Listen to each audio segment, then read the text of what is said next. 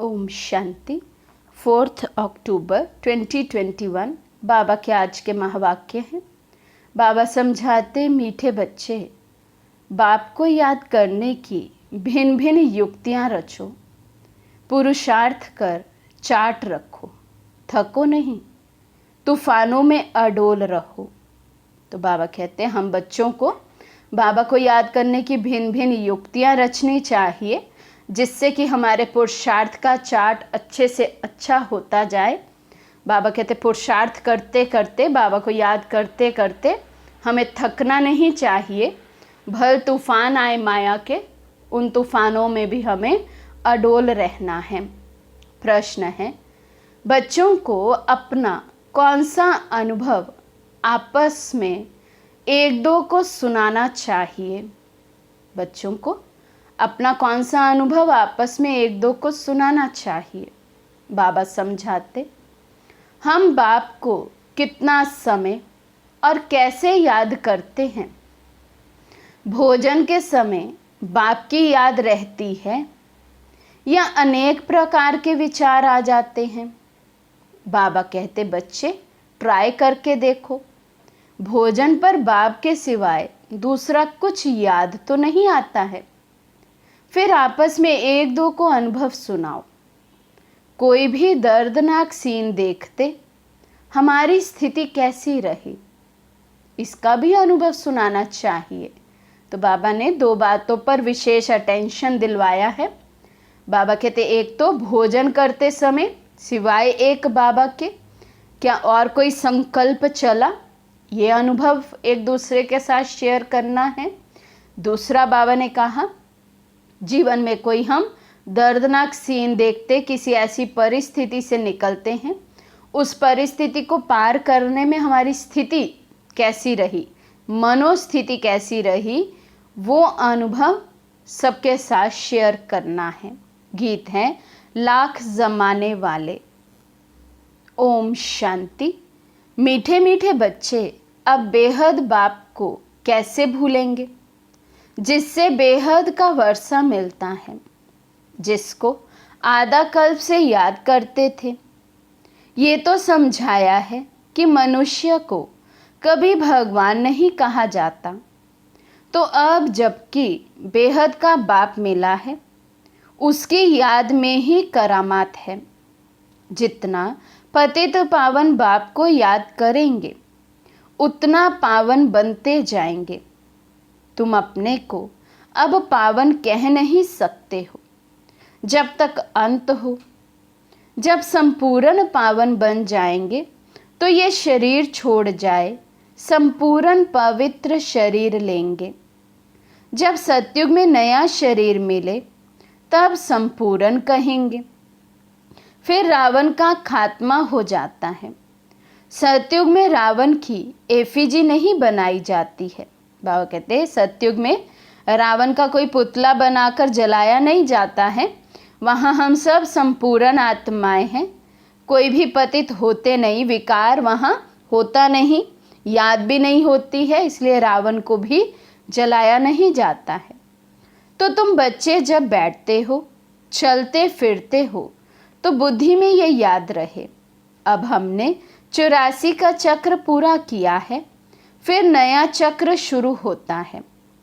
वे है ही नई पवित्र दुनिया, नया भारत, नई दिल्ली। बच्चे जानते हैं पहले जमुना का कंठा है जहाँ पर परिस्तान बनना है। बच्चों को बहुत अच्छी रीति समझाया जाता है। पहले पहले तो बाप को याद करो। भगवान बाप पढ़ाते हैं, वही बाप टीचर गुरु है, ये भला याद रखो। बाबा ने ये भी समझाया था कि तुम बाजोली खेलते हो, वर्णों का चित्र भी बहुत ज़रूरी है।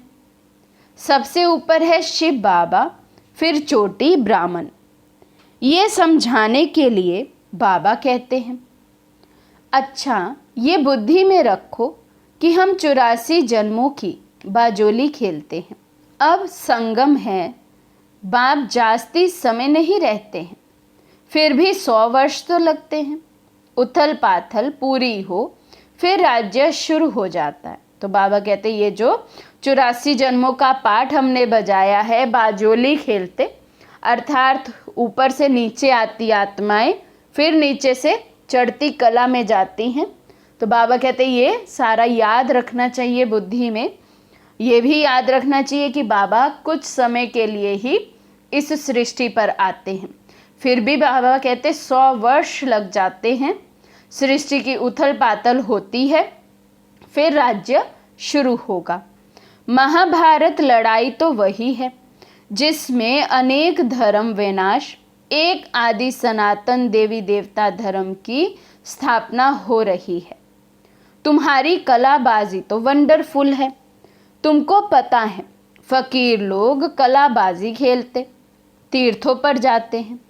मनुष्यों की श्रद्धा तो रहती है ना, तो उन्हों को कुछ ना कुछ दे देते हैं। परवरिश उन्हों की होती रहती है, क्योंकि ऐसे मनुष्य अपने साथ क्या उठाएंगे। बाबा तो इन सब बातों का अनुभवी है। बाबा ने अनुभवी रथ लिया है, गुरु भी किए, देखा भी बहुत कुछ, तीर्थ भी किए हैं। अब बाबा कहते हैं बाजोली तो याद कर सकते हो। हम अभी ब्राह्मण हैं, फिर देवता क्षत्रिय बनेंगे। ये है सारी भारत की बात। बाप ने ऐसा समझाया है। और धर्म तो ऐसे जैसे कि बाय प्लॉट है। बाप ने तुमको ही तुम्हारे 84 जन्मों की कहानी बताई है। सेंसिबल जो हैं वे हिसाब से समझ सकते हैं। इस्लामी आएंगे तो एवरेज कितने जन्म लेंगे, एक्यूरेट हिसाब की तो दरकार नहीं। इन बातों में तो कोई फिक्रात की बात नहीं। सबसे जास्ती फिक्र ये रहता है कि हम बाबा को याद करते रहें। बाबा कहते हैं और कोई भी बात की चिंता नहीं होनी चाहिए, फिक्रात नहीं होनी चाहिए किस धर्म में कितने जन्म कोई लेते हैं। लेकिन बाबा कहते हैं फिक्रात केवल एक ही बात की हो कि मैं बाबा को निरंतर याद कैसे करूं। बस एक ही फिक्र है, एक बाप को याद करने की। घड़ी घड़ी माया और फिक्रात में डाल देती है। इसमें माया फिक्र में बहुत डालती है। बच्चों को याद करना ही चाहिए। अब हमको घर जाना है। स्वीट होम किसको याद नहीं आएगा। मांगते भी हैं शांति देवा। भगवान को कहते हैं हमको शांति दो। अब तुम बच्चे ये तो जानते हो ये पुरानी दुनिया खत्म हो जानी है। ये भी तुम्हारी बुद्धि में है और मनुष्य तो घोर अंधियारे में है। शांति सतयुग में ही होती है। एक धर्म, एक भाषा, रस्म रिवाज भी एक ही है। वहाँ है ही शांति का राज्य। अद्वैत की बात ही नहीं। वहाँ तो एक ही राजाई होती है और सतो प्रधान है। रावण राज्य है नहीं जो लड़ाई हो। तो तुम बच्चों को खुशी का पारा चढ़ना चाहिए। शास्त्रों में जो गायन है अतीन्द्रिय सुख गोप गोपियों से पूछो। गोप गोपियां तो तुम हो ना। तुम सन्मुख में बैठे हो। तुम्हारे पास भी नंबरवार है जिनको याद रहता है कि बाबा हमारा बाबा भी है, टीचर भी है, गुरु भी है। ये तो वंडर है ना। लाइफ तक साथ देते हैं। गोद में लिया और पढ़ाई शुरू कर देते तो ये याद रहने से भी खुशी बहुत रहेगी। परंतु माया फिर ये भी भुला देती है। मनुष्यों को ये भी समझाना होता है। मनुष्य पूछते हैं बाकी थोड़ा समय कहते हो, क्या प्रूफ है? बोलो देखो इसमें लिखा हुआ है भगवानुवाच। यज्ञ भी रचा हुआ है। ये है ज्ञान यज्ञ। अब कृष्ण तो यज्ञ रच ना सके। बच्चों को ये भी बुद्धि में रहना चाहिए कि हम ब्राह्मण इस बेहद यज्ञ के हैं। बाबा ने हमको निमित्त बनाया है। जब तुम अच्छी रीति ज्ञान और योग की धारणा करते हो, आत्मा संपूर्ण बन जाती है, तब इस भंबोर को आग लगेगी। मनुष्यों को ही पता होता है ना कि ये बेहद का कर्म क्षेत्र है, जहाँ सभी आकर खेल करते हैं। बनी बनाई बन रही। बाप कहते बच्चे, चिंता उनकी की जाए जो अनहोनी हो। जो हो गया सो ड्रामा में था, फिर उनका चिंतन काहे का करे। हम ड्रामा को देखते हैं। ड्रामा में जब कोई ऐसा दर्दनाक सीन होता है तो मनुष्य देखकर रोते हैं। अब वे तो हुआ झूठा ड्रामा, ये तो सच्चा ड्रामा है। सच सच करते हैं, परंतु तुमको कोई दुख के आंसू नहीं आने चाहिए। साक्षी होकर तुमको देखना है। जानते हो ये ड्रामा है, इसमें रोने की क्या दरकार है। पास्ट इज पास्ट, कब विचार भी नहीं करना चाहिए। तुम आगे बढ़ते बाप को याद करते रहो और सबको रास्ता बताते रहो। बाबा तो राय देते रहते हैं। त्रिमूर्ति के चित्र तुम्हारे पास बहुत क्लियर हैं। क्लियर लिखा हुआ है, ये शिव बाबा, ये वर्षा। तुम बच्चों को ये चित्र देखने से बहुत खुशी होनी चाहिए। बाबा से हमको विष्णुपुरी का वर्षा मिलता है। पुरानी दुनिया तो खत्म होनी है। बस ये चित्र सामने रख दो। इसमें खर्चा तो कुछ भी नहीं है। झाड़ भी बहुत अच्छा है। रोज सवेरे उठकर विचार सागर मंथन करो। अपना टीचर आपे ही बनकर पढ़ो। बुद्धि तो सबको है। चित्र अपने घर में रख दो। हर एक चित्र में फर्स्ट क्लास ज्ञान है। कहते हैं विनाश होगा तो तुम्हारे बाप के साथ प्रीत है ना। कहते भी हैं सतगुरु मिला दलाल के रूप में। तो तुम्हें कितनी अच्छी अच्छी बातें समझने समझाने के लिए मिली हैं। फिर भी माया का पंप बहुत है। 100 वर्ष पहले ये बिजली गैस आदि थोड़ी थी। आगे वॉइस रॉय आदि 4 घोड़े की 8 घोड़े की गाड़ी में आते थे। आगे साहूकार लोग गाड़ी में चढ़ते थे। अब तो विमान आदि निकल पड़े हैं। आगे ये कुछ नहीं था। 100 वर्ष के अंदर ये क्या हो गया है। मनुष्य समझते हैं कि यही स्वर्ग है। अब तुम बच्चे जानते हो स्वर्ग तो स्वर्ग है। ये सब पाई पैसे की चीज़ें हैं। इनको आर्टिफिशियल पंप कहा जाता है। अब तुम बच्चों को यही एक फुरना चाहिए कि हम बाप को याद करें, जिसमें ही माया विघन डालती है। बाबा अपना मिसाल भी बतलाते हैं। भोजन खाता हूँ, बहुत कोशिश करता हूँ याद में रह खाऊं, फिर भी भूल जाता हूँ। तो समझता हूँ बच्चों को तो मेहनत बहुत होती होगी। अच्छा बच्चे, तुम ट्राई करके देखो। बाबा की याद में रहकर दिखाओ। देखो सारा समय याद ठहर सकती है। अनुभव सुनाना चाहिए। बाबा सारा समय याद ठहर नहीं सकती है।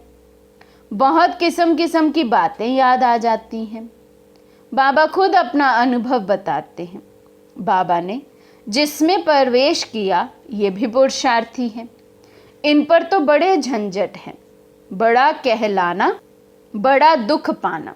बाबा कहते बड़ा बनना, जिम्मेवार बनना, अर्थात उतनी ही जिम्मेवारी उठाना। तो एक कहावत है, बड़ा कहलाना बड़ा दुख पाना, माना जो बड़ा होगा उस पर उतनी ही अधिक जिम्मेवारी है। तो बाबा कहते जैसे ब्रह्मा बाबा हैं, हम सबके बड़े हैं, तो उन पर उतनी ही जिम्मेवारी है। और ये केवल बाबा, हम बच्चों का उमंग उत्साह ढीला नहीं हो कि हमें तो बाबा की याद सदा नहीं रहती, उसलिए कहते हैं। ऐसा नहीं है कि रियल में ही ब्रह्मा बाबा को बहुत समय बाबा की याद ही ना रहे, फिर बीच बीच में से कभी कभी बाबा की याद आए। बाबा की दिनचर्या मनचर्या ऐसी नहीं थी। बाबा केवल बच्चों की दिल रखने के लिए अपने को भी हमारे से मैच कर लेते हैं। बाकी ये रियल नहीं है, सिर्फ दिल रखने के लिए बाबा ये बातें करते हैं कि बाबा को भी शिव बाबा की याद में ठहरना मुश्किल लगता है। बाबा कहते कितने समाचार आते हैं, विकारों के कारण कितना मारते हैं, घर से निकाल देते हैं। बच्चियां कहती है मैं ईश्वर की शरण में आई हूँ, कितने विघ्न पड़ते हैं, कोई के पास शांति नहीं है। तुम बच्चों को खात्री है, अभी पुरुषार्थ कर श्रीमत पर चल, शांति में रहते हो। इस बाबा ने यहाँ भी कई ऐसे घर देखे हैं जहाँ आपस में मेल मिलाप में बहुत रहते हैं, सभी बड़ों की आज्ञा में चलते हैं। कहते हैं हमारे पास तो जैसे स्वर्ग लगा पड़ा है। अभी बाबा तुमको ऐसे स्वर्ग में ले जाते हैं जहाँ सब प्रकार के सुख हैं। देवताओं का 36 प्रकार का भोजन गाया हुआ है। अब तुम स्वर्ग का वर्षा बाप से लेते हो। वहाँ तो कितने स्वादिष्ट वैभव खाते रहेंगे और पवित्र होंगे। अब तुम उस दुनिया के मालिक बनते हो। राजा रानी प्रजा में फर्क होगा ना। आगे राजाएं लोग बहुत भपके में रहते थे, ये तो ठहरे पतित और रावण के राज्य में। तो विचार करो सतयुग में क्या होगा। बाबा कहते यहाँ पतित राजाओं का भी भपका देखो कितना था। तो बाबा कहते ये तो रावण राज्य के राजाएं हैं, तो सतयुग में कितना भपका होगा, सतयुग में क्या कुछ होगा। सामने चित्र लक्ष्मी नारायण के रखे हैं। कृष्ण के लिए झूठी बातें लिख बदनामी कर दी है। झूठ माना झूठ, सच की रत्ती नहीं। अब तुम समझते हो हम स्वर्ग के मालिक थे, फिर 84 जन्म ले बिल्कुल शुद्र बुद्धि बन गए हैं। क्या हाल हो गया है। अब फिर पुरुषार्थ कर क्या बनते हो। बाबा पूछते भी हैं ना कि तुम क्या बनेंगे, तो सब हाथ उठाते हैं सूर्यवंशी बनेंगे। हम तो माता पिता को पूरा फॉलो करेंगे, कम पुरुषार्थ थोड़ी करेंगे। सारी मेहनत याद और आप समान बनाने पर है। इसलिए बाप कहते हैं जितना हो सके सर्विस करना सीखो। सारी मेहनत किस पर करनी है, हमारी सारी एनर्जी किस पर जानी चाहिए। एक, मैं निरंतर बाबा की याद में कैसे रहूं, दूसरा मैं आप समान कैसे बनाऊं। उसके लिए पहले ये चेक करना होगा क्या मैं बाप समान बनने के राह पर ठीक रीति चल रहा हूं, तब तो कोई आप समान बनाऊंगा। तो बाबा कहते है बहुत सहज। ये शिव बाबा, ये विष्णुपुरी, लक्ष्मी नारायण का राज्य होगा। ये तो बहुत अनुभवी है, सीढ़ी पर तुम समझा सकते हो। तुम बच्चों को ये झाड़ चक्र देखने से ही बुद्धि में सारा ज्ञान आ जाना चाहिए। ये जो लक्ष्मी नारायण है, इन्हों की राजधानी कहाँ चली गई, किसने लड़ाई की, जिससे हराया। अब तो वे राज्य है नहीं, इन ईश्वरीय बातों को कुछ नहीं जानते हैं। तुम बच्चों को ये भी साक्षात्कार हुआ है कैसे गुफाओं खानियों से जाकर सोने हीरे आदि ले आते हैं। ये साइंस तुम्हारे सुख के लिए होगी। यहाँ है दुख के लिए, वहाँ एरोप्लेन भी फुल प्रूफ होंगे। बच्चों ने शुरू शुरू में ये सब कुछ साक्षात्कार किया हुआ है, पिछाड़ी में भी तुम बहुत साक्षात्कार करेंगे। ये भी तुमने साक्षात्कार किया है। चोर लूटने आते हैं, फिर तुम्हारी शक्ति का रूप देख भाग जाते हैं। वे सब बातें पिछाड़ी की हैं।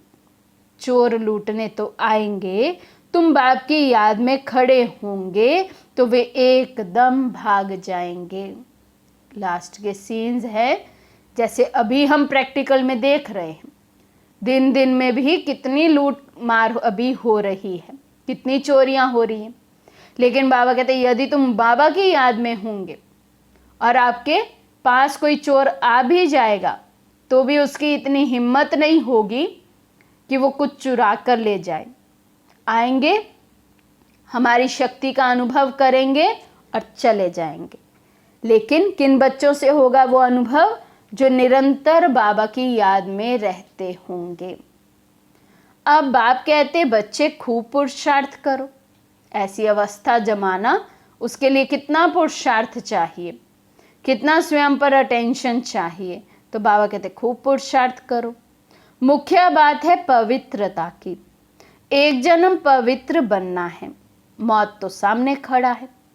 कुदरती आपदाएं बहुत कड़ी आएंगी जिसमें सब खत्म हो जाए। शिव बाबा इन द्वारा समझाते हैं, इनकी आत्मा भी सुनती है। ये बाबा सब बतलाते हैं। शिव बाबा को तो अनुभव नहीं है, बच्चों को अनुभव होता है। माया के तूफान कैसे आते हैं, पहले नंबर में ये है, तो इनको सब अनुभव होगा। तो इसमें डरना नहीं है, अडोल रहना है। बाप की याद में रहने से ही शक्ति मिलती है। कई बच्चे चार्ट लिखते हैं, फिर चलते चलते बंद कर देते हैं। बाबा समझ जाते हैं थक गया है। पारलौकिक बाप जिससे इतना बड़ा वर्षा मिलता है, ऐसे बाप को कभी पत्र भी नहीं लिखते हैं, याद ही नहीं करते। ऐसे बाप को तो कितना याद करना चाहिए। शिव बाबा हम आपको बहुत याद करते हैं। बाबा आपकी याद बिगर हम भला कैसे रह सकते हैं। जिस बाप से विश्व की बादशाही मिलती है, ऐसे बाप को कैसे भूलेंगे। ये कार्ड लिखा, वे भी तो याद किया ना। लौकिक बाप भी बच्चों को चिट्ठी लिखते हैं। नूरे रतन स्त्री पति को कैसे चिट्ठी लिखती है। यहाँ तो दोनों संबंध हैं। ये भी याद करने की युक्ति है। कितना मीठा बाबा है। हमसे क्या मांगते हैं? कुछ भी नहीं। वे तो दाता है, देने वाला है ना, ये लेने वाला नहीं। कहते हैं स्वीट चिल्ड्रन, मैं आया हूँ, भारत को खुशबूदार बगीचा बनाकर जाता हूँ। अच्छा, मीठे मीठे सिकी लदे बच्चों प्रति माता पिता बाप दादा का याद प्यार और गुड मॉर्निंग। रूहानी बाप की रूहानी बच्चों को नमस्ते। हम रूहानी बच्चों की रूहानी बाप दादा को दिल व जान सिक व प्रेम से नमस्ते नमस्ते नमस्ते जी। धारणा के लिए मुख्य सार। फर्स्ट पॉइंट, सूर्यवंशी बनने के लिए माता पिता को पूरा पूरा फॉलो करना है। याद में रहने की और आप समान बनाने की मेहनत करनी है। सेकंड पॉइंट, पुरुषार्थ कर श्रीमत पर चल, शांत रहना है, बड़ों की आज्ञा माननी है। आज का वरदान है, स्वयं को सेवाधारी समझकर झुकने और सर्व को झुकाने वाले निमित्त और नम्र चित्त भव। स्वयं को सेवाधारी समझकर झुकने और सर्व को झुकाने वाले निमित्त और नम्र चित्त भव। निमित्त उसे कहा जाता जो अपने हर संकल्प व हर कर्म को बाप के आगे अर्पण कर देता है। निमित्त बनना अर्थात अर्पण होना। और नम्र चित्त वे हैं जो झुकता है। जितना संस्कारों में संकल्पों में झुकेंगे, उतना विश्व आपके आगे झुकेगी। झुकना अर्थात झुकाना। ये संकल्प भी ना हो कि दूसरे भी हमारे आगे कुछ तो झुके। जो सच्चे सेवाधारी होते हैं वे सदैव झुकते हैं, कभी अपना रोब नहीं दिखाते हैं। स्लोगन, अब समस्या स्वरूप नहीं, समाधान स्वरूप बनो। अब समस्या स्वरूप नहीं, समाधान स्वरूप बनो। अच्छा, ओम शांति।